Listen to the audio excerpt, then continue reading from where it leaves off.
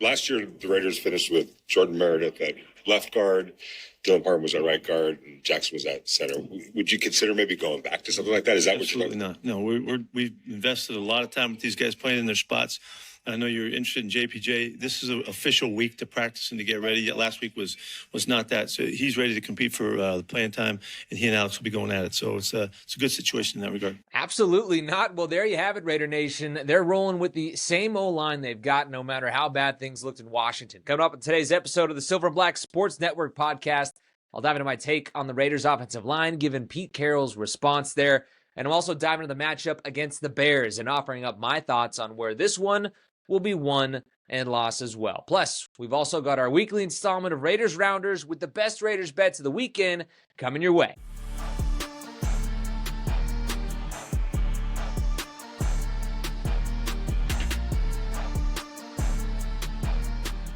All right, guys, I know you ain't happy about the offensive line, and I don't blame you. 28 pressures and 5 sacks is just unreal, a horrible performance. And as you heard Pete say at the top of the show, things ain't changing anytime soon. And honestly, even though I personally don't dig the makeup of the O-line, I do understand why Pete feels that way. For starters, they're only 3 weeks into the season, and I get it. There is no time to waste. I know you guys are frustrated, but coaches do break the season into chunks. Usually 4 weeks is kind of what they go into it with. And we've only been able to see this starting group, which includes JPJ at right guard, start one game together. He's missed the last 2 with that concussion, and this is going to be a full ramp-up week for him. But after Kappa allowed 1 sack, 8 quarterback hits, and 11 pressures, you better believe that JPJ will be back out there. I'd be shocked if he's not. Even if Pete says it's a competition, I just don't think he leaves Jackson on the sideline this week. I don't know how you could do that.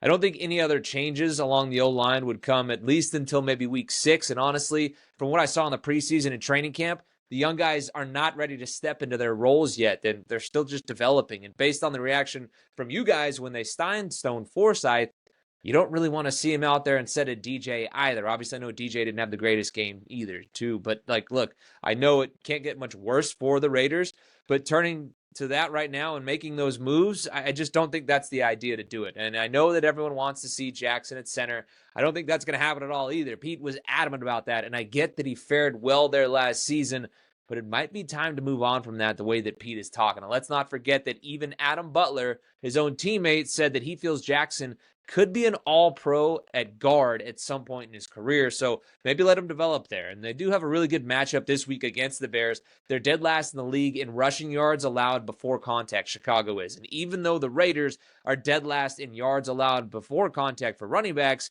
we've seen glimpses here and there of what Genty can do with some room. It even showed up there on that drive when they tied it at 10 against the Commanders. Now, Pete has powered home the point for the last couple of days that they need to establish a run and balance things on offense and get Genty going. So I do think that Chip takes that to heart this week. He should get a lot of usage. Load management or not, you got to throw it out the window this week, I think, personally. We'll dive deeper into the matchup in a bit here first, but let's get to our Raiders Rounders segment with the homie Matt Perrault and get his take on the Raiders from a betting perspective and hit some of the best bets of the weekend as well. All right, Matt, we're back for week 4 of Raiders Rounders. Obviously, it's been a bit of a wild ride. I think you've done pretty well throughout the season. Before we dive into this week's picks, obviously, we have to reluctantly, I guess, talk about the previous game. I know you're stoked to talk about it. Raider Nation not stoked to hear about it. Look, I love you guys in the comment section, but I mean, I tried to tell you. I mean, I've said this before. When you guys go in the comment section and say that I'm an idiot or I'm crazy, that how could I say 30-10? The Raiders are not going to get blown out. How could I ever make that thought that the Raiders are going to be in trouble? It's Marcus Mary. Whoops. Well, the funny thing happened on the way to the window was the Raiders got killed at the Commanders. And so by my count, I'm 2-1 this year, betting Raider games so far. I took them at home. I bet on them. They lost. I've bet against them twice. They've lost. So, like, you know, I don't know what to make of this week, although I do think I have an angle on it.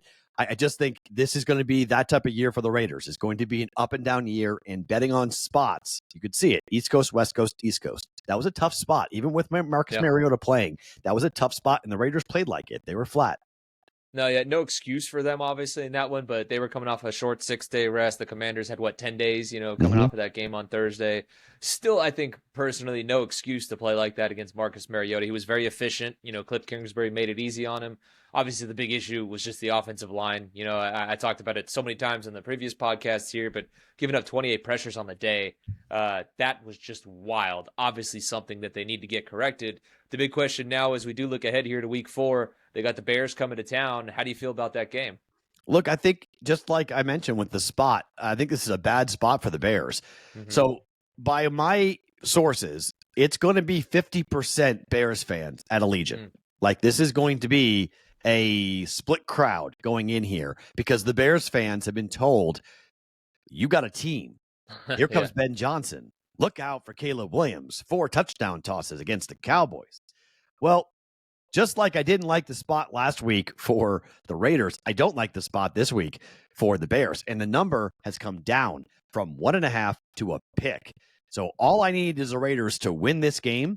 And I think that Pete Carroll and Geno Smith at home are going to play much, much better. And I frankly do not buy that defense for the Bears. I don't buy that secondary for the Bears. And I think the Raiders will have a bounce back with their offensive line playing at home. They got to establish the running game. I'm not sure this is going to be a high-scoring game, but I do think the Raiders win. I'll take it at a pick. I'll take the Raiders to win. Yeah, the number on this one is 47.5. What do you think about that? Low scoring. I'm guessing you're taking the under on that. If this is an official one or not from you, but what's your take on the number? Yeah, I'm not going to bet it because it's the Raiders, right? So the Raiders, it's not the same as the Lions, but like Raider games tend to go over a lot. Like it's sort of like one of those things. But I do think it could be a lower scoring game, and I do think we have a chance to sell high on Caleb Williams and sell high on this Bears offense. So I just think the Raiders. Look, they've not played great on the East Coast, but they come back home. They're in the Pacific time zone. This is a chance for them to bounce back and kind of quiet down the critics of people who are worried about this season going south for the Raiders. And I'm just not high on Caleb Williams right now, even after the performance against the Cowboys. So I like the Raiders to protect home field, to get the win, even with Bears fans coming into Vegas and taking over Allegiant. Yeah, no, I agree with you. This has got to be a pissed off Raiders team. And, I think this is one of those kind of get right games. Again, like you said, coming at the perfect time, playing against a Bears team that might be feeling themselves a little bit. Yeah. And I agree. Their defense, not great. Obviously, the Raiders' offensive line in particular has not looked great, but the Bears can't stop the run. I mean, they got guys out there looking like Emmitt Smith that shouldn't be, So I just think this is probably one of those ones reluctantly where I say the Raiders are going to be able to get the running game going. But we'll just have to wait and see, as bad as it did look against the Commanders. If you want a prop, I think betting under on Ashton Genty yards is probably a decent one. I mean, he's 0 for 3 to go over through 3 games. It's been a little bit on the weird side. Just let that number climb if people bet it up and then take the under at the biggest number you can find for Ashton Genty. It's been a very strange start to his career with the Raiders. And it's not just him. I mean, the Patriots and their running attack with Trayvon Henderson is a bit confusing. Teams that drafted running backs in the first, even the Chargers with Amari and Hampton, like teams just really haven't used their rookie running backs very effectively. And we thought that Ashton Genty would get more carries to kind of get into the game. It's been sort of like give him the ball 2 or 3 times. If he doesn't pick up big yards, they completely go away from it and they stop giving him the rock. So hopefully there's some patience there with the offense and saying, hey, Chip Kelly, offensive coordinator, let the guy get into a rhythm a little bit and run the football more consistently than what they have. But until I see it, Genty on the under for yards. Yeah, no, I would agree with that because we got Chip last week talking about load management for him, which is crazy to think for a rookie running back. But then when you really sit there and think about the fact that this kid went through an entire season, played in the playoff, and then obviously all the training for the draft and combine, everything that goes into that, it ends up being a long offseason leading up for these guys, and they have rookie minicamp. But at the same time, like young dude, you take someone at 6th overall, you expect for them to start feeding the guy, and it's been crazy. No, you would expect him to have a much bigger impact. He scored in week 1 like I thought that he would, but really it hasn't been anything since. And frankly, the offense hasn't been great since either in week 1. So it looked good against the Patriots, but that may have been more on the Patriots side of things than on the Raiders side of things. But I mean, the Patriots defense is more talented on paper than the Bears.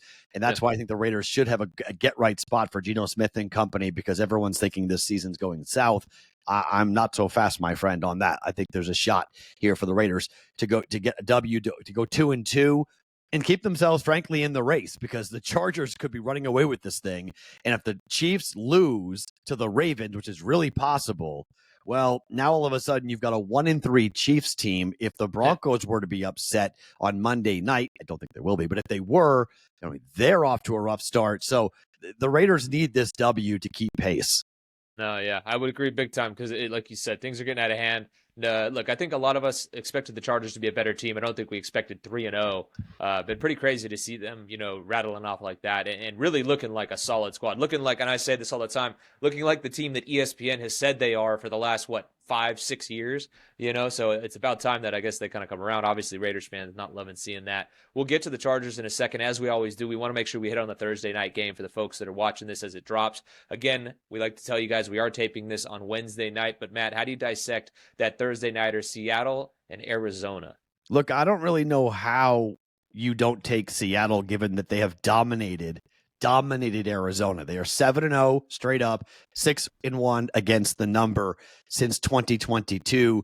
Kyler Murray is 2-8 straight up and 3-7 against the spread against the Seahawks. So, the last time a straight up win happened for Kyler Murray against the Seahawks was back in 2020. All the numbers. And I know that Seattle on a short week traveling has not been a very good bet, but that's oftentimes them going to the East Coast, them going kind of a far trip. This is, it's Seattle to Arizona, but it's in the same time zone. So it's just down. It's not as far of a trip. It's 2.5 hours or so for a flight perspective, but the body clock is on point for both teams. I like Sam Bradford. Sam Darnold. Sam Bradford's a throwback. Sam Darnold. Big time. And I think this is an offense that last week, they played the Saints, but special teams, defense, offense, all clicking. You gain confidence going into that with a short week after playing on Sunday. And everyone I've talked to loves the Cardinals. They think the Cardinals are the right side. Give me Seattle. I'll take the Seahawks. No, I agree with you on that one. And it's crazy, saying that about Darnold. I think a lot of us thought this is a guy that's going to cash in off of, having a good season out there with the Vikings. And it looked like the real deal. He's got that offense going. It's been impressive. Let's go back to the Chargers here. We did talk about that real quick. They're taking on the Giants. Right now, the spread that I'm seeing on that one is 6.5. They're 6.5-point favorites against the 0-3 Giants, who are also throwing in Jackson Dart. I think I know which way you're going to go in this one. Survivor special. Chargers are going to move to 4-0. And when you look at these are some crazy stats. Over the last 5 seasons, quarterbacks making their first career start are 14-35 straight up, including 9-14 straight up when their first start comes at home. Congratulations, Jackson Dart. You're going into an absolute buzzsaw here. And Jim Harbaugh is 14-6-2 against the number in September, which is crazy. If you go to September and October, Jim Harbaugh is 28-10-2 against the number. And Justin Herbert on the road has been awesome. He's 27-16 against the number in his career on the road, including 12-5 against the spread in September and October on the road. Give me the Chargers. I'll lay 6.5. I think this is going to be an absolute blowout. Chargers big. Yeah, no, that's one I think best bet of the weekend, I would say probably right there. Like you said, a Survivor special. The Chargers are cooking, the Giants, anything but that. But who knows? Maybe Dart comes out and all of a sudden looks like a savior. Just kidding, he's not going to be. He might play well, but I mean, Harbaugh is that defense, even without Khalil Mack, that defense is really stout. Yeah. I love Malik Neighbors. Who could not like Malik Neighbors? But Jackson Dart is going to be. This is not preseason football now. Okay, this is real season. This is a real defense, real game plan, and he is the starter for the rest of the season. Like Brian Dabble already named him the starter the rest of the season. Like you got Jameis and you got Russ, and we're just going to play Jackson Dart, which tells me that he knows his team stinks and he's trying to save his job because he gets to say, "Well, look I'm playing a rookie. What do you want? Yeah. We went 1-15, 1-16. You can't blame me." I had a rookie quarterback. Hey, shrewd move. I don't mind it one bit for him, but definitely, like you said, throw him to the buzzsaw. That's gonna be pretty crazy. Let's move along now to another team within the division for the Raiders. We got the Chiefs taking on the Ravens. The Chiefs are 1-2. I know you said the Chiefs aren't the Chiefs anymore, but did you expect this? Yeah, I mean, given the schedule, I did. I didn't expect to be a 2.5-point home dog to Baltimore. I didn't expect that. Yeah. Like that's really surprising. And the early money is all Ravens. Given it's weird because the Chiefs don't have an offense, but they have a defense. The Ravens have an offense, but they don't have a defense. So it's like, which team comes out here? Because I was stunned at the way the Ravens played against the Lions. The fact that the A gap and the B gap got exploited the way that it did in that game. That is not what you expect out of a Raven defense by John Harbaugh. Like, that was stunning to watch this, the point of attack and the mauling going on by the Lions and their offensive line. I think Pro Football Focus graded out the offensive and defensive line at 95 for both of them. Penny Sewell, I think, had a 99.3 rating from PFF. Like, they just destroyed the Ravens. So do I trust John Harbaugh to get the defense corrected? I do. So I would lay it with the Ravens. I do think Baltimore goes in there and wins the football game because I think there's a Derrick Henry revenge factor after the fumble in week 1 against Buffalo, the fumble against the Lions in week 3. He is the only running back in the NFL who has fumbled in all three games so far. You got to figure he's going to be running like his hair's on fire against this defense for the Chiefs. So I don't know if the game is going to be high scoring. I would probably assume it to be under, like most Chief games. But everyone has played the narrative that Patrick Mahomes, as a home dog, have to bet it. Well, he's not covered 3 straight times. And so far this year, he's 0-2 as a home dog. Interesting. Yeah, not something I would have expected personally for Patrick Mahomes, even if I thought the Chiefs were going to take a step back. But just wild to me that one of these teams is going to emerge at 1-3 after this. Kind of crazy. And particularly, again, we've seen the struggles the Chiefs have had. For me, it's going to be wild if the Ravens are the team that end up losing that and coming out 1-3, given having who's probably like Lamar Jackson, who's probably playing some of the best ball in the league right now. You know, granted, again, I know he ends up taking 5-6 sacks in that game against the Lions, but just insane to have a quarterback like that, and you could looking at possibly 1-3. Yeah, it was weird to me watching that game. I felt like Lamar wanted to stay in the pocket more than he had to. Like, it was 1 or 2 beats where I felt like old Lamar Jackson would have beaten that guy, from the guy that caught him from behind. He would have been just that little bit ahead because he would have gone.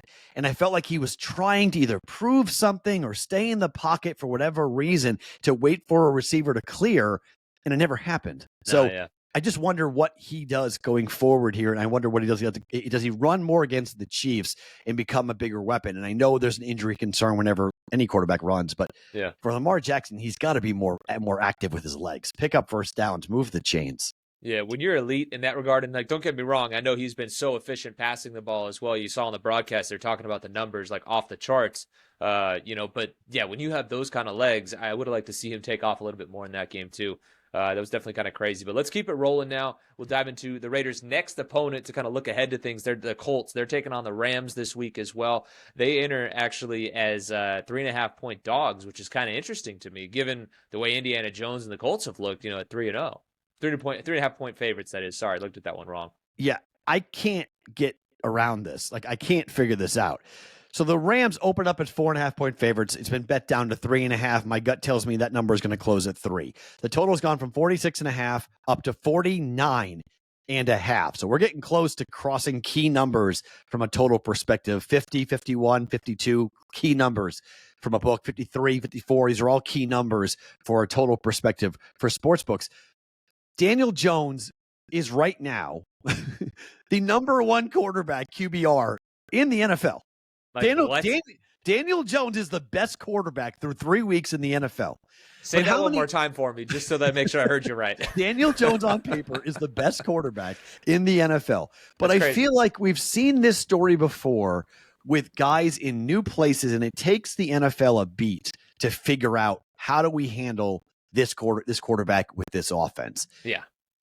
This is the Rams defense. The Rams, I like this team a lot for the Rams. I like this offense a lot for the Rams. Devontae Adams looked really good last week. Sorry, Raider fan. He looked really good catching the football for the Rams. If you were on the Rams last week, you have every right to take off for 2-3 weeks betting and just say, "Oh, that's it." Because when you're catching 3.5 points and your team is lining up to get the game-winning field goal to cash your ticket, and not only do they block it, they recover it and return it for a game-winning walk-off touchdown. Yeah. After being up by 19 points in the second half. Like, that is a historic collapse. This Rams team is going to be ferociously mad going into this game after what happened last week. Indy goes west. They come back down to earth. I'll lay the 3.5 here. Give me the Rams. Yeah, well, and so I'm curious too, just to get ahead of things, a quick preview, I guess, of the following week when the Raiders do take them on. If that does end up happening for the Colts there, probably not looking great for the Raiders taking off a Colts team that's probably leaving that one a little pissed off. Agreed. And that's a dead over. Like, that's just bet the over in that game. Like, that's both teams will score. I like the Colts to win that game, regardless of what happens. It's a very nice scheduling spot for the Colts. But look, if the Raiders look competent and play really well a 4-quarter football, and they play complementary football with offense, defense, and special teams, and they look like a team that can reconstitute together and go forward, they'll be in that game against Indianapolis. Yeah. They have a shot to win that game. So this is a really important game, because this is a game when I was looking at the schedule for the Raiders, I had this as a win. Yeah. The first 3 games, it was sort of a toss-up as to how I was going to go. Beat the Patriots, yeah, maybe. Commanders, tough spot for them on that primetime game in week 2. You don't play well, fine. Yeah. This is an important game. This is a afternoon game at Allegiant. You need to win games like this in the NFL. Yeah, I think that's one of probably all of us, many people out there had circled as a win for them when you do the kind of, you play that game going through the schedule once it's released. So obviously getting ahead of ourselves there, but just interesting to kind of see how it matches up, week to week as things go on. Let's take a look at the Sunday Nighter. Obviously real interesting. A guy named Micah Parsons is actually going back to Dallas with the Packers. I can't, this number is wild. I understand that it's Micah, and I understand that CeeDee Lamb's not playing. I get those 2 points. Mm-hmm. But did you guys watch the Packers last week? And did you watch Jordan Love's interception? Speaking of block kicks, I mean, the Browns block a kick. They get the ball. They go 10, 15 yards, and they kick their own game-winning touchdown or game-winning field goal. So, I don't know I don't know how the Cowboys win this game. I just don't know if I'm laying 7 or 7.5 points with the Packers on the road, given that the Cowboys need this game way more than the Packers do, and the Packers did not look great. And frankly, Matt LaFleur in week 4, 5, and 6 has not been great. You back him in week 1, 2, 3, and then you fade him in 4, 5, 6. So I haven't bet it yet because I'm going to see how high this number goes. But if I get 7.5 and 8, I'm going to take the home dog Cowboys. I'll hold my nose and just hope Dallas keeps the game close. Yeah, that one's an interesting one. And yeah, we talked about it before. We're not touching any of those Monday Nighters, huh? I mean, look, those are 2 ugly matchups that just, yeah, I mean, look, Jets and Dolphins, who the heck's going to be watching that? Maybe the people that, any fantasy folks out there, Bengals and Broncos, that screams Broncos just all over the Bengals, given the fact that Burrow's out and they haven't looked too hot. Here's the stat for you, okay? If you want to talk about big, ugly games with home dogs. Home dogs in the NFL, 7 points or more catching in weeks 1 to 9, cover close to 60% of the time over the last 20 years. Teams over the last 3 years are 19, 1, and 2 against the number when they catch 7 points or more at home. And since 2020, according to the Action Network, 38, 10, and 2 against the number. Just wait and take the Cowboys. Interesting. I like it, man. I like to hear that. Look, this is always fun. We'll see how this one works out. You're riding high right now after calling that game against the Commanders. Hey, I'm back on the Raiders, though. Go Raiders. You are back on them, yeah. So Raider Nation, don't go too hard on them in the comments there in that one. Matt, as always, before we get going, tell the people where they can find your work and what you got cooking. At Sports Talk Matt is my handle on X. You guys can see most of the stuff that I do, but the Bostonian versus the Book live on YouTube at Boston versus the Book at 1 p.m. Eastern weekdays, and then the Daily Juice podcast every single morning, wherever you get your podcasts, 7 days a week, 365 days, making picks and plays, including maybe this Raider game coming up on Sunday. Yeah, hey, the grind don't stop for you, Matt. We really appreciate it, man. We'll catch you next week. All right, shout out to Matt. He's been pretty good this year. We'll see how it pans out this weekend. In the meantime, let's talk a little bit more about the matchup with the Bears. We're going to riff here a little bit. Now, Ben Johnson, he schemed a lot of guys open in that game against the Cowboys. There were tons of room. Caleb has also spread it around a ton.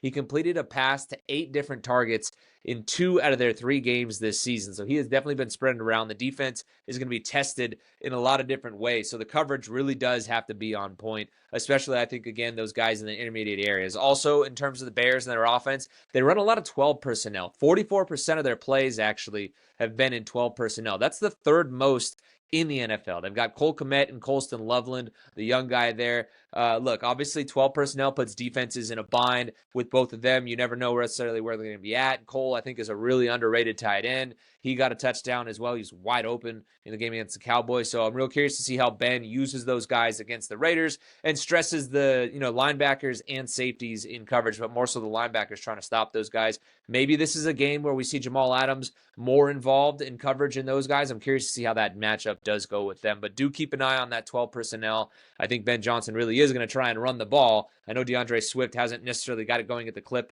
that a lot of people probably want, at least in Chicago. But Ben Johnson knows how important the run game is. Obviously, we saw that from him in Detroit, the way that they ran that offense. So, again, just real curious to see how they employ the 12 personnel against this Raiders defense. But, again, you did see the fact that they were just kind of letting it rip in that game against the Cowboys because there were just so many blown coverages. So, for the Raiders, particularly Kyu Blu Kelly, who struggled at times here and there, really only in like a few plays. I've liked the way that he's played for the most part, just has blown a couple coverages here and there that has created those deep shots. So, got to be locked in, got to be on point. I think also from Isaiah Polamalu, too, we need to see a little bit better coverage over the top and maybe bail some of the guys out in those situations. You just got to keep everything in front of you, much like we saw from the Chargers when they played against the Raiders. So just don't get beat deep, and it's going to make life a lot harder, on the Bears and their offense as a whole. Just cannot let them, get the free ones like that. You definitely can't do that. Now, defensively, the Bears surprisingly have blitzed on just 12%,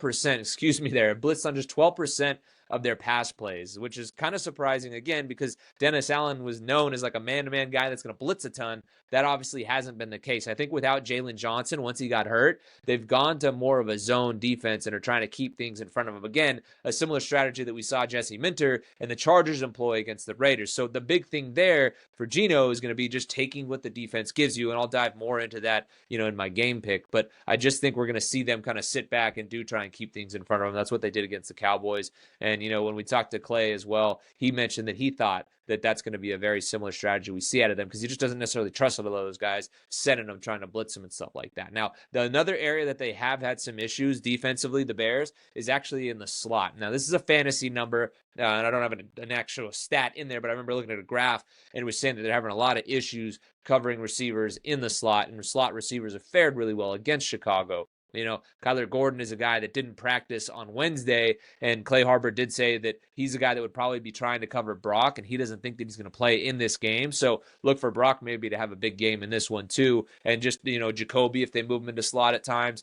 So I just think keeping an eye on how the slot position is played, or covered by the Bears in this game. It's going to be interesting, and I think that's an area the Raiders could have some success, maybe with dumping it down and getting guys in space. I talked about it after the game in Washington.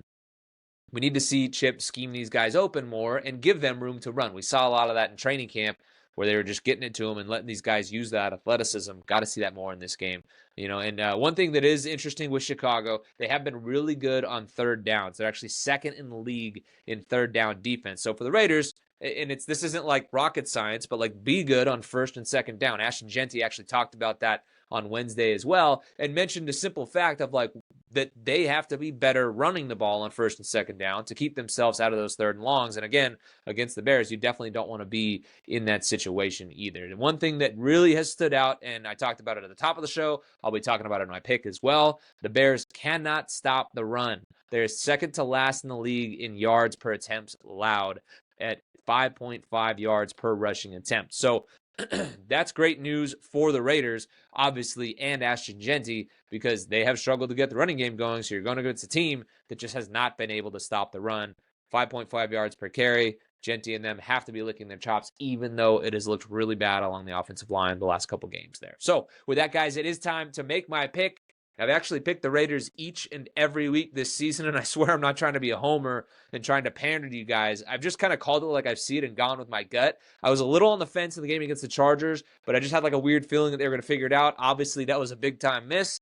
And again, so far, it hasn't quite worked out for me. They're 1-2 to start, and obviously the Raiders, too, are 1-2. So we'll see how it goes this week. But honestly, I am going to ride with Matt on this one, even though I thought earlier in the week I wasn't going to be able to pick the Raiders to win in this game. As I dove deeper into the stats and kind of started watching things a little more, I do think that they're going to be able to pull it off. It's a toss-up to me when you look at it from a betting perspective, but after last week, you know the Raiders are going to be locked in at home for this game. They have to be. There's no way Pete and them can't get them ready for this game. We can't see what we saw there in Washington out of this group. They were really solid against the run, I think, the first couple weeks.